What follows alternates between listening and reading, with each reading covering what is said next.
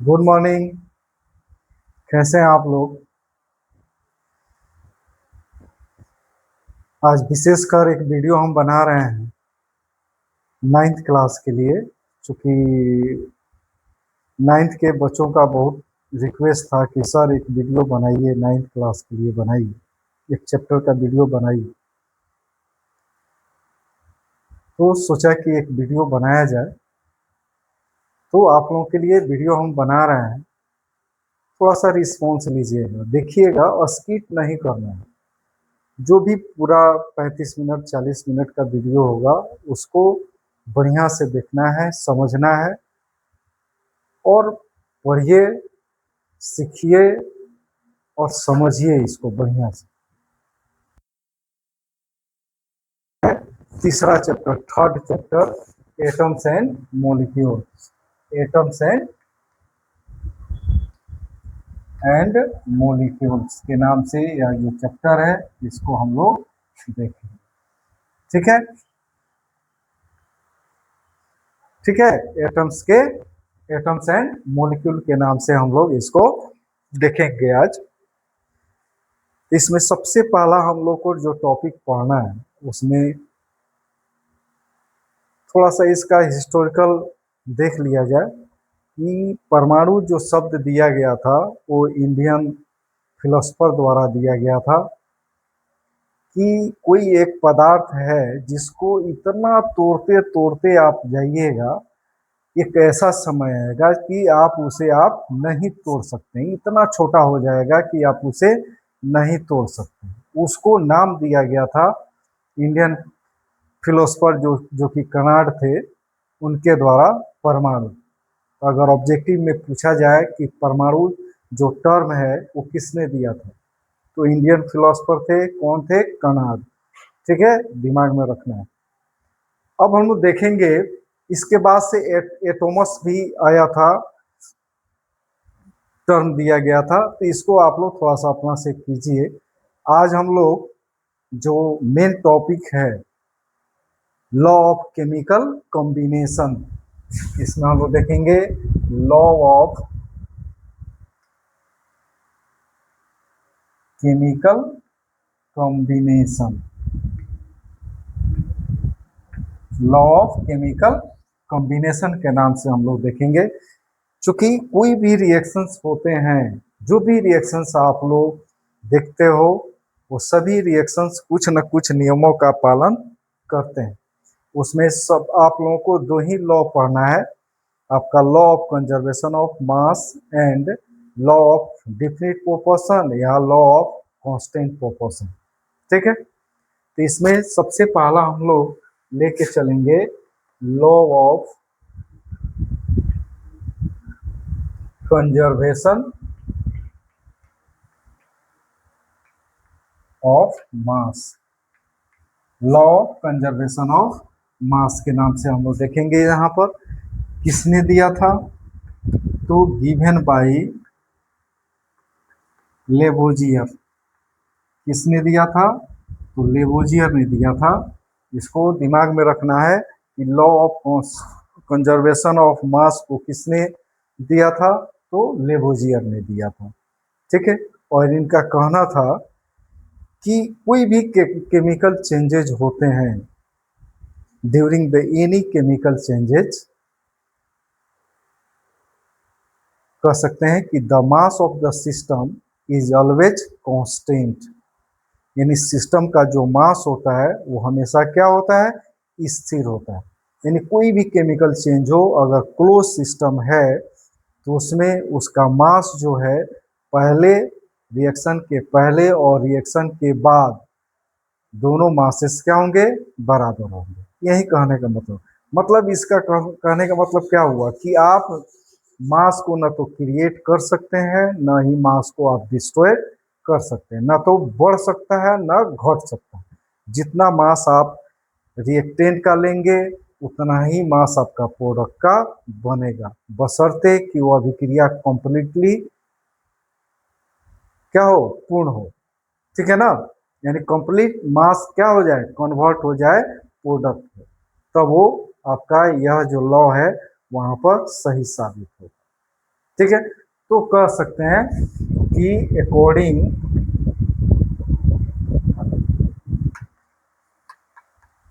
To this mass, to this law,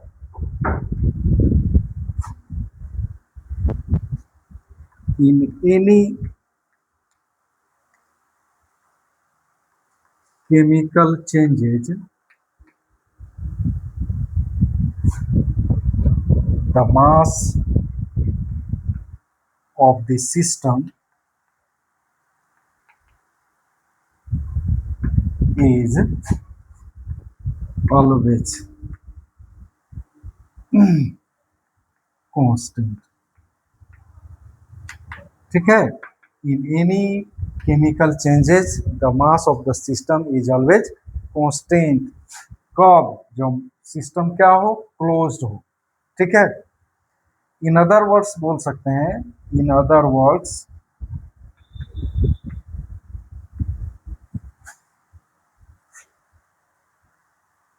mass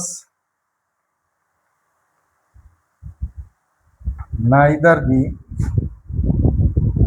created nor destroyed. Mass neither be created nor destroyed. यानी इस law के अनुसार क्या हो गया कि in any chemical changes the mass of this system is always constant. लेकिन कब? जब वो सिस्टम क्या हो, क्लोज हो। ठीक है, दूसरे शब्द में कह सकते हैं mass neither be created nor destroyed. यानी इसमें फिर से एक बार समझ लीजिए कि कोई भी रिएक्शन अगर होता है तो और वो क्लोज सिस्टम में हो रहा है तो दिमाग में रखेंगे कि जितना आप रिएक्टेंट की मात्रा लीजिएगा, अमाउंट ऑफ रिएक्टेंट होगा, अगर वो सारे रिएक्टेंट का मास अगर टोटली कन्वर्ट हो जाता है आपका प्रोडक्ट में, तो दोनों का मास क्या हो जाएगा, बराबर होगा, न तो घटा न तो बढ़ा। यानी कहने का मतलब न तो इसमें मास जोड़ा गया न मास निकाला गया। मतलब कि मास को न तो आप क्रिएट कर सकते हैं ना ही डिस्ट्रॉयड कर सकते हैं। ठीक है, तो 10 कह सकते हैं, 10 for a reaction, chemical reaction कह लीजिए, for a chemical reaction total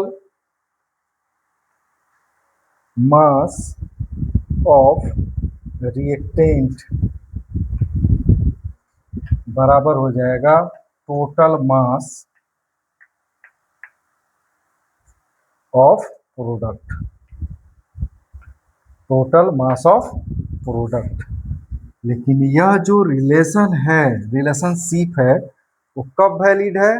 जब रिएक्टेंट का टोटल मास कन्वर्ट हो जाए प्रोडक्ट में। यानी कह सकते हैं कि this relation ship is valid when the total mass of reactant is converted into product, converted into product। यानी यह जो रिलेशनशिप है तभी सही होगा जब रिएक्टेंट का टोटल मास जो है वो कन्वर्ट हो जाए प्रोडक्ट में। क्लियर? तो इसको आप लोग नोट कर लीजिएगा, आगे हम लोग देखेंगे।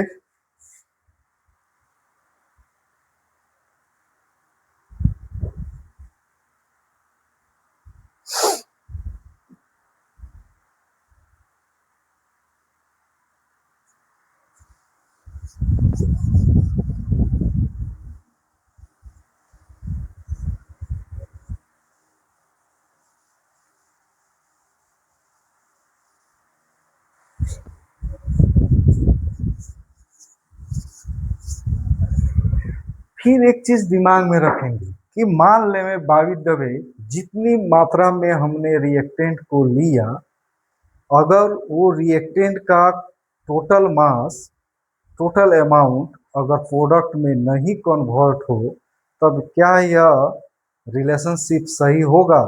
नहीं होगा। तब उसके लिए क्या कहेंगे? तो याद रखिएगा, when some quantity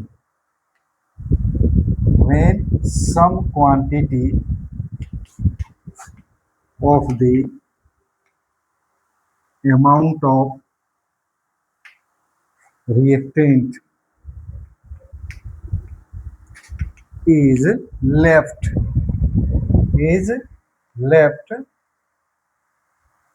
after the completion of the reaction। यानी कोई रिएक्शन कंप्लीट हो गया और रिएक्टेंट का कुछ मास क्या हो गया?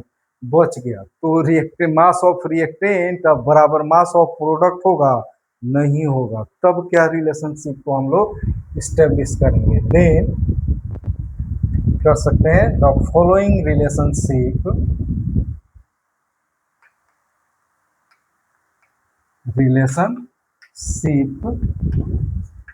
Is established. तो क्या रिलेशनशिप हो जाएगा? तो total mass of reactant is equal to total mass of product. जितना प्रोडक्ट बन रहा है उतना mass plus left mass of reactant. ये आपका रिलेशन तब जाकर के यह रिलेशन आपका इस्टेब्लिश होगा। ठीक है, यह आपका रिलेशन आपका क्या होगा? इस्टेब्लिश होगा। कब? जब रिएक्टेंट का कुछ मास क्या हो जाए? बच जाए, यानी after completion of the reaction. ठीक है, तो यहाँ पर हम लोग समझेंगे कि क्या इसका कोई एक्सेप्शन है जो कि इस लॉ का पालन नहीं करता हो। तो दिमाग में रखेंगे कि न्यूक्लियर रिएक्शन जो होता है इसका एक्सेप्शन होता है, वो लॉ को पालन नहीं करता है। ठीक है, तो एक्सेप्शन हम लोग देख लेंगे। एक्सेप्शन अपवाद क्या है इस लॉ का? तो कह सकते हैं न्यूक्लियर रिएक्शन जो होता है वो इस लॉ का पालन नहीं करता है। चूंकि एक अलग तरह का यह रिएक्शन है, चूंकि केमिकल रिएक्शन में एक अलग प्रोसेस होता है, लेकिन न्यूक्लियर रिएक्शन में न्यूक्लियस भाग लेता है, स्प्लिट करता है न्यूक्लियस। ठीक है, जब भी कोई न्यूक्लियर रिएक्शन होता है तो उस वह जो न्यूक्लियस है दो छोटे न्यूक्लियस में क्या होता है? टूट जाता है, और उस दौरान थोड़ा सा मास लॉस होता है। ठीक है, जिस मास को हम लोग क्या बोलते हैं? मास डिफेक्ट बोलते हैं। आगे आप लोगों को ब्रीफली आप लोगों को नॉलेज मिलेगा क्लास 11th में। ठीक है ना, थोड़ा सा आइडिया हम दे दे रहे हैं। तो जो मास घट गया वो मास को क्या बोलते हैं हम लोग? मास डिफेक्ट कहते हैं। और वही मास जो होता है वो एनर्जी में क्या होता है? कन्वर्ट होता है। कौन सा? तो E बराबर क्या? mc स्क्वायर को क्या करता है? वो फॉलो करता है। और जो मास घटा वो मास यहाँ पर यही आपका कहलाता है क्या? Mass defect. तो याद रखेंगे एक ही रिएक्शन है जो कि इस लॉ का पालन नहीं करता है। वो कौन सा है? तो न्यूक्लियर रिएक्शन। तो काहे? तो during the nuclear reaction a bigger nucleus split into two smallest या two smaller nucleus या nuclei, and during the split of the big nucleus a few quantity of mass is क्या? lost। This mass is called क्या? mass defect, which converted into क्या? energy followed by the क्या? E बराबर mc square. Okay, चलिए next हम लोग यहाँ पर समझने का कोशिश करेंगे जो हमने पहले ही से बना के रखा था। इसको हम लोग थोड़ा सा देखेंगे कि क्या है। एनसीईआरटी का एक एग्जाम्पल है, उसको हम लोग समझने का कोशिश करेंगे यहाँ पर।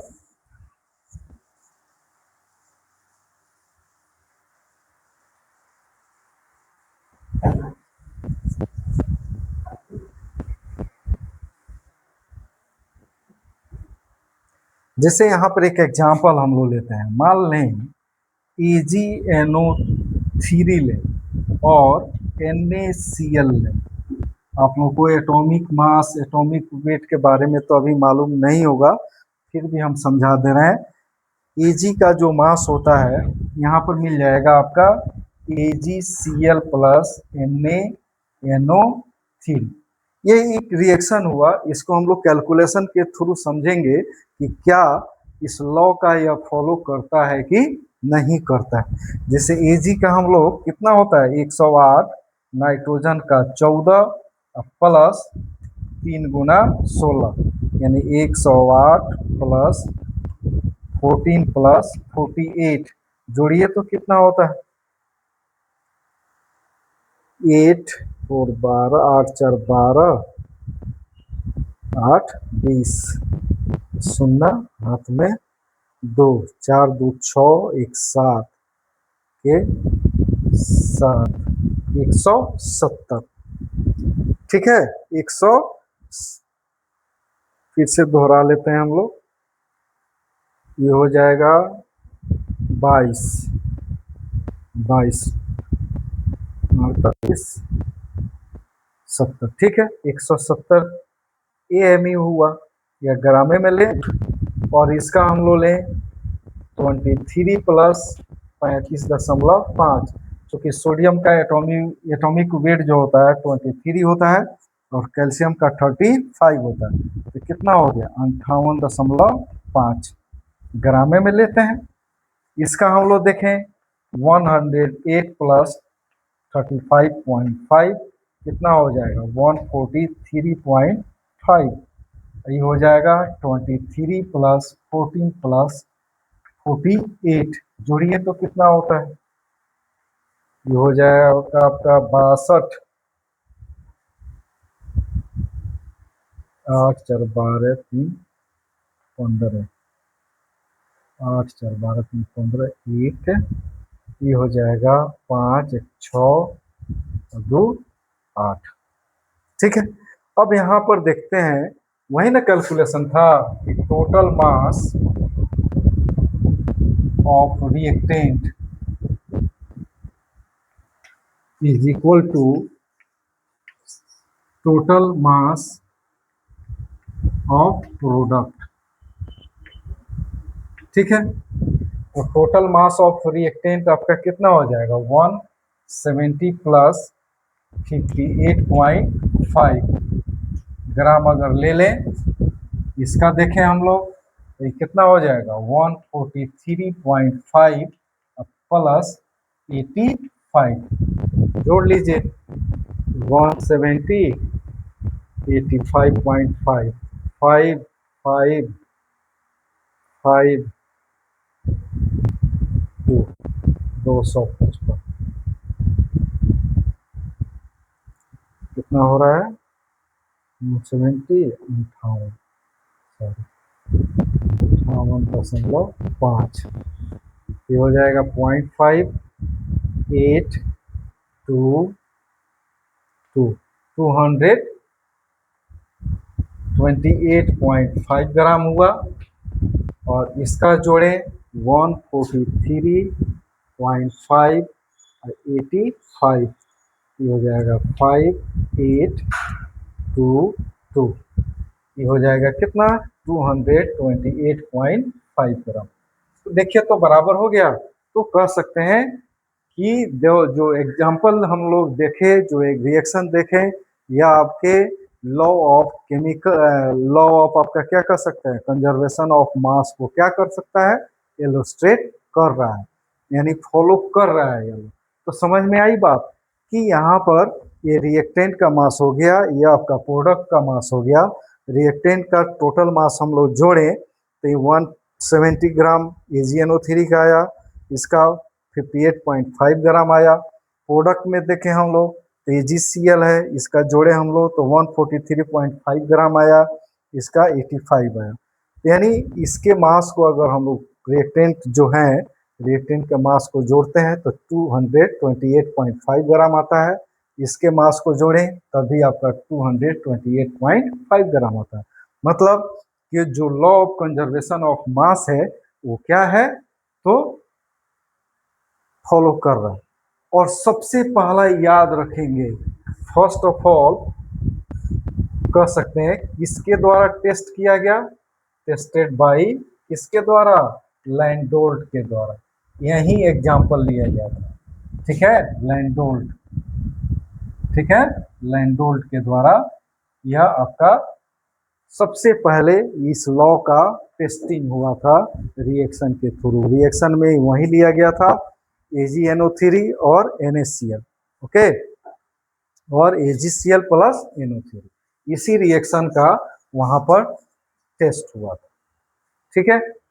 तो यहाँ पर हम लोग समझते हैं कि एक कोनिकल फ्लास्क लेते हैं जिसमें आपका सॉल्यूशन जो है X का लिया गया है, ठीक है, इसका सॉल्यूशन लिया गया, कोई कंपाउंड है X, उसका सॉल्यूशन लिया गया और इसको बंद कर दिया गया। इसमें जो टेस्ट ट्यूब है इसमें सॉल्यूशन लिया गया है किसका, ये आपका लिया गया है X, आपका क्या है X आपका लिया गया, यहाँ पर टेस्ट ट्यूब में लिया गया है। यहाँ पर कॉपर सल्फेट हो सकता है, बेरियम क्लोराइड हो सकता है या PbNO3 हो सकता है, जबकि Y में आपका Na2CO3 या सोडियम सल्फेट या सोडियम क्लोराइड लिया गया। मान लेते हैं यहाँ पर कोई X जो है यहाँ पर कंपाउंड लिया गया और टेस्ट ट्यूब में रखते हुए यहाँ पर एक धागे के सहारे बांध करके यहाँ पर लटकाया गया है, ठीक है। अगर मान लें यहाँ पर तुला पर केमिकल बैलेंस पर जब इस पूरे सिस्टम को तौलते हैं उसके मास को अगर X कर लिया जाए, ठीक है। अब यहाँ पर क्या करें, इस टेस्ट ट्यूब को थोड़ा सा घुमा दें तो जो सॉल्यूशन होगा इसमें आकर के क्या होगा, गिरेगा, ठीक है, गिरेगा। फिर मास को तौलें, टोटल सिस्टम के मास को तौलें तो सेम X के बराबर आएगा। फिर थोड़ा सा और मास को यहाँ पर क्या किया जाए, सॉल्यूशन के यहाँ जो X जो है उसमें से टेस्ट ट्यूब से कुछ और सॉल्यूशन को यहाँ पर डिजोल्व कर लिया जाए। थोड़ा सा उठाएंगे तो टेस्ट ट्यूब नीचे की ओर, मुंह जो है उसका नीचे की ओर जाएगा और सॉल्यूशन क्या होगा, थोड़ा सा Y सॉल्यूशन में आ जाएगा। तो इस तरह से जब देखेंगे सारे सॉल्यूशन को जब इसमें डिजोल्व कर लेंगे, जो टेस्ट ट्यूब X में रखा गया है जो कि X सॉल्यूशन है, X आपका क्या हो सकता है, copper sulphate, barium chloride, PbNO3 हो सकता है, जैसे एग्जाम्पल में दिया गया है, आपका NCERT का एग्जाम्पल है। तो सारे X जो है जो टेस्ट ट्यूब में रखा गया है उस सारे को उड़ेल दें, यहाँ पर रिएक्शन हो जाए तब भी तौलेंगे तो कितना के बराबर आएगा, X के बराबर आएगा, ठीक है। तो यहाँ पर X बराबर के लिए क्या ले सकते हैं, कॉपर सल्फेट, और सोडियम Y आपका क्या ले सकते हैं, सोडियम कार्बोनेट ले सकते हैं। अगर X आपका बेरियम क्लोराइड लिए हैं तो यहाँ पर Y आपका सोडियम सल्फेट ले सकते हैं। अगर X आपका PbNO3 लिया है तो Y आप क्या ले सकते हैं, NaCl ले सकते हैं, ठीक है। तो यहाँ पर क्या कंक्लूजन निकाल सकते हैं कि कोई भी रिएक्शन हो उसमें मास जो होता है, जो रिएक्टेंट का मास होता है वही मास आपका प्रोडक्ट का होता है। यानी आफ्टर रिएक्शन हम लोग देखें तो ऐसा हम लोग को मिलेगा, नोट कर लीजिए।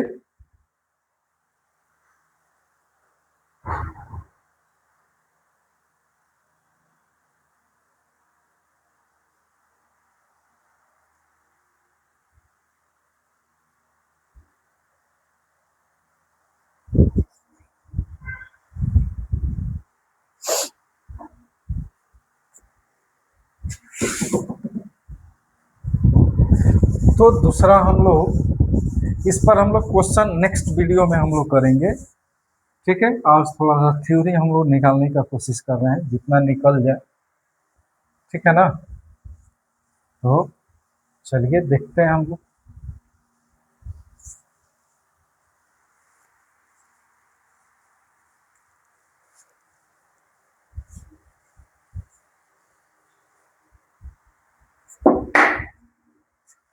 दूसरा जो लॉ है वो लॉ है लॉ ऑफ कांस्टेंट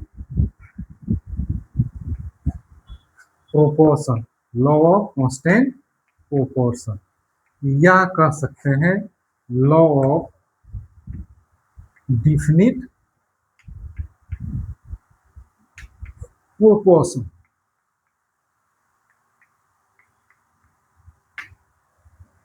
ठीक है, लॉ ऑफ डिफिनिट प्रोपोर्शन। आप लोगों से एक रिक्वेस्ट रहेगा, अगर समझ में आ रही है बात, पढ़ाई हुई बात समझ में आ रही है, तो आप लोगों से यही रिक्वेस्ट रहेगा कि आप लोग अपने कॉलिंग्स को अपने फ्रेंड सर्किल में जरूर इस वीडियो को सर्कुलेट कीजिए, और रिक्वेस्ट थोड़ा सा मेरे लिए कीजिए कि चैनल को सब्सक्राइब करें, ताकि नेक्स्ट वीडियो भी आपको खोजना नहीं पड़े, आराम से आपको मिल जाए, आपको नोटिफिकेशन चला जाए कि वीडियो आप लोगों के लिए आया हुआ है। ओके, तो और ये जरूर बताइए कि आप कहाँ से देख रहे हैं। ओके, आप बेतिया से देख रहे हैं कि दूसरे जगह से देख रहे हैं, मोतिहारी से देख रहे हैं कि पटना से देख रहे हैं, भागलपुर से देख रहे हैं, जरूर बताने का कोशिश कीजिए, जरूर बताइए। ठीक है ना, तो कहाँ से आप लोग देख रहे हैं जरूर बताइए, और अच्छा लग रहा है तो लाइक का बटन जरूर दबाइए। ठीक है, ओके। तो यह जो लॉ है इसको हम लोग देखेंगे किसने दिया था, गिवन बाय किसके द्वारा, प्राउड के द्वारा, प्राउस्ट। ठीक है, प्राउस्ट के द्वारा दिया गया था, और इनका कहना था कि कोई भी कंपाउंड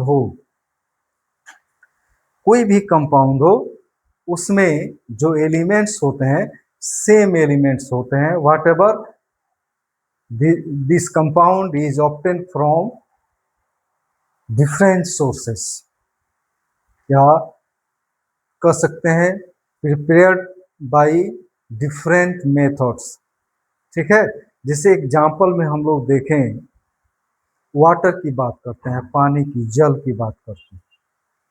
एक गंगा जल का पानी ले लें, और एक आरओ सिस्टम का पानी ले लें, और एक कुएं का पानी ले लें, प्योरेस्ट फॉर्म लेना है पानी का, तो हम क्या पाएंगे उसमें, हाइड्रोजन और क्या है, ऑक्सीजन। यानी तीनों जो सैंपल हमने लिया गंगा जल का, आरओ का, या कुएं के पानी का, उस तीनों सैंपल में जो वाटर का सैंपल है उसमें सेम एलिमेंट यानी हाइड्रोजन और क्या, ऑक्सीजन ही है।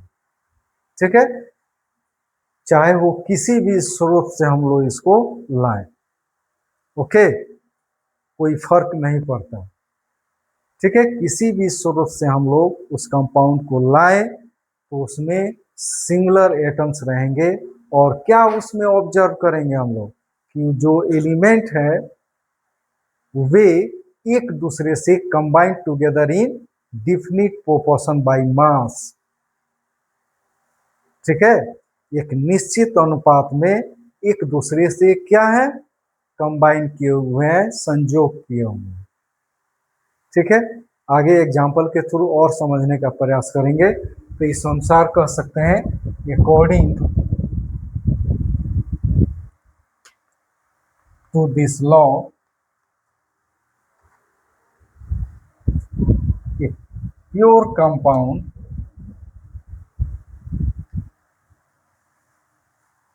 contains या consists similar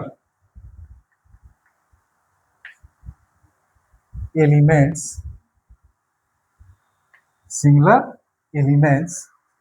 which are combined together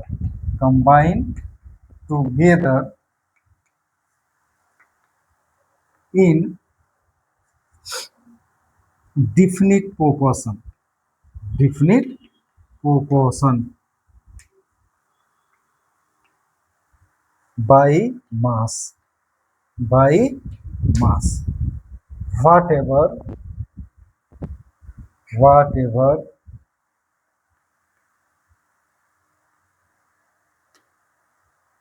they are obtained from different sources, different sources, obtained from different sources या prepared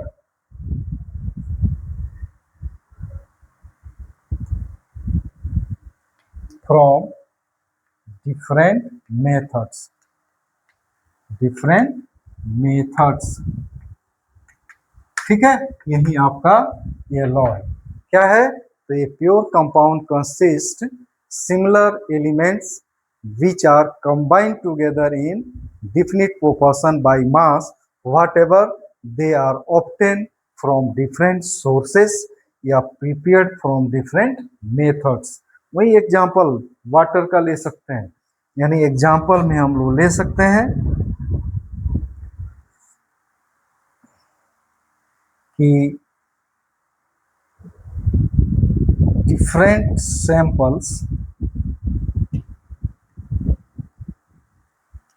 samples of water obtained from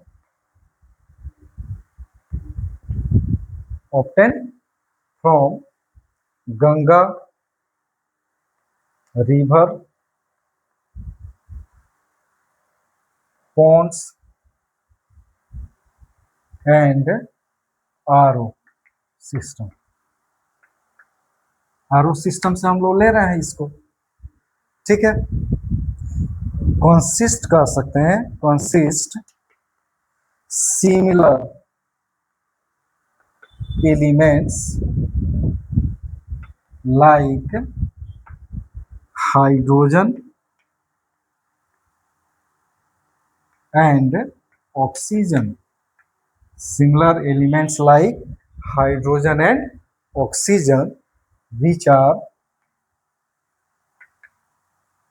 combined together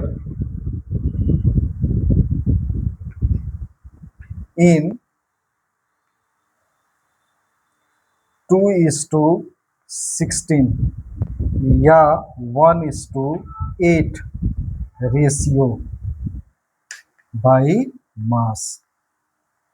ठीक है, जैसे H2O की बात करें हम लोग तो हाइड्रोजन का मास कितना होता है? 1 होता है। तो कै गो हाइड्रोजन है? 2 गो, तो 2 हो गया मास, 2 AMU देख लें। और ऑक्सीजन का देखें तो 16 AMU होता है। तो रेशियो देखेंगे तो 2 अनुपात कितना? 16, 2:16 या सबसे छोटा रेशियो क्या हो जाएगा? 1:8 हो जाएगा।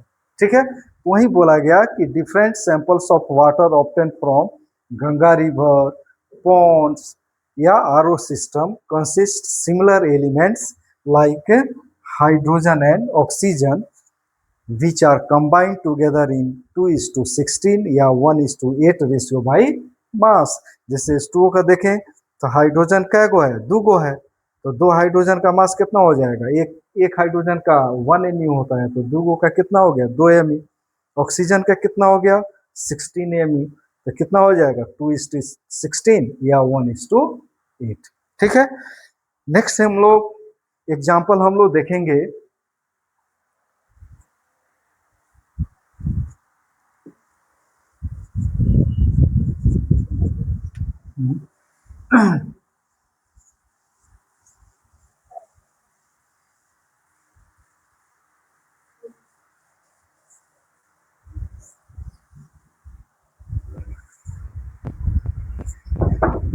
नेक्स्ट एग्जाम्पल हम लोग देखेंगे CO2 के लिए।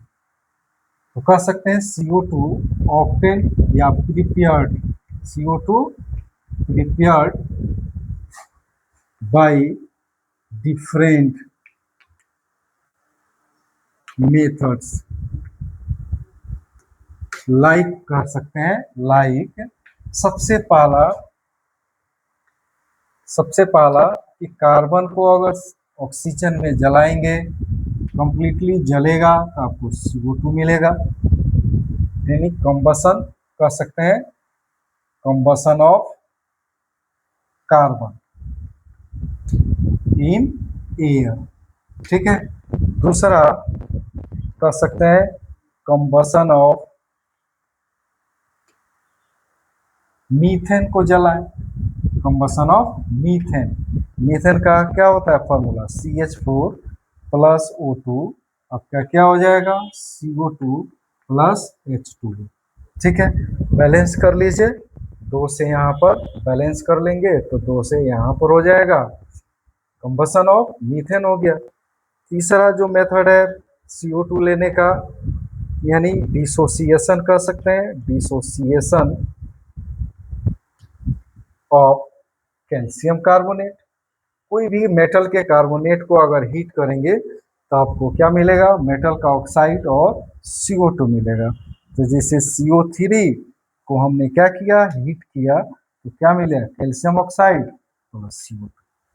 ठीक है, यानी 3 मेथड हुआ CO2 बनाने का, यानी तीनों मेथड से हम लोग CO2 ले सकते हैं, प्राप्त कर सकते हैं। तो यहाँ पर अगर CO2 की बात करें, यानी यहाँ पर भी कार्बन और ऑक्सीजन है, यहाँ पर भी कार्बन और ऑक्सीजन है, यहाँ पर भी कार्बन और ऑक्सीजन है CO2 में, यानी 1 कार्बन 2 ऑक्सीजन। तो कार्बन और ऑक्सीजन का रेशियो अगर हम लोग देखें तो मास के हिसाब से कार्बन के कितना होता है, 12, 2 ऑक्सीजन है तो कितना हो जाएगा, 16 दूना 32, तो 16 टू जा 32। इसका सबसे छोटा रेशियो क्या हो जाएगा, 3:8, जो कि एक डेफिनिट प्रोपोर्शन है। यानी किसी भी एग्जाम्पल में हम लोग जो CO2 लिए उसमें 2 ही एलिमेंट था, एक कार्बन और ऑक्सीजन, जो कि एक सर्टेन मास में क्या किया गया, प्रोपोर्शन ऑफ मास में क्या किया गया, कंबाइन किया हुआ है, जिसमें कार्बन का 12 ग्राम, ऑक्सीजन का 32 ग्राम मिलकर के CO2 बनाया। तो रेशियो क्या हो गया, 12:32 या 3:8। ठीक है, आज हम लोग इतना ही रहने देते हैं, लंबा वीडियो नहीं ये आपका। यहाँ पर इसके बाद से हम लोग देखेंगे एटॉमिक मास क्या होता है, एटॉमिक मास यूनिट क्या होता है। उसको पढ़ने से पहले 2-4 एग्जाम्पल हम लोग बनाएंगे, क्वेश्चन बनाएंगे, उसके बाद हम लोग आगे बढ़ेंगे। ठीक है ना। नेक्स्ट वीडियो में हम लोग देखेंगे क्या, क्वेश्चन देखेंगे, यहाँ से दोनों लॉ का क्वेश्चन बनाएंगे, जो भी बेस्ट क्वेश्चन होगा उसको हम लोग देखेंगे, NCERT का हो चाहे कहीं से, एक एग्जाम्पल के तौर पर हम लोग क्वेश्चन सॉल्व करेंगे। उसके बाद एटॉमिक मास क्या होता है, एटॉमिक मास यूनिट क्या होता है, किसी एलिमेंट का वैलेंसी क्या होता है, आप कंपाउंड के फॉर्मूला को कैसे आप बना सकते हो, ये सब चीज़ें हम लोग नेक्स्ट वीडियो में सीखने का कोशिश करेंगे। और फिर से एक बार रिक्वेस्ट कर रहे हैं कि आप लोग को अगर वीडियो अच्छा लगता है, समझ में आता है, हमने तो अपना प्रयास कर रहा हूं कि आप लोगों को इजी वे में समझाएं, कहीं कोई डिफिकल्टी नहीं हो। तो इसको अगर अच्छा लग रहा है तो लाइक जरूर कीजिए, कमेंट जरूर कीजिए, अच्छा प्रोत्साहित करने के लिए। ठीक है ना। और बताइए कि आप कहाँ से देख रहे हैं। ठीक है। और सब्सक्राइब करने के लिए अपने दोस्तों को जरूर रेफर कीजिएगा, भाई इसको सब्सक्राइब करो। ठीक है, ताकि नेक्स्ट अच्छा वीडियो आप लोगों को मिलेगा। वीडियो देखिए, आप सेटिस्फाई होंगे। Okay, thank you.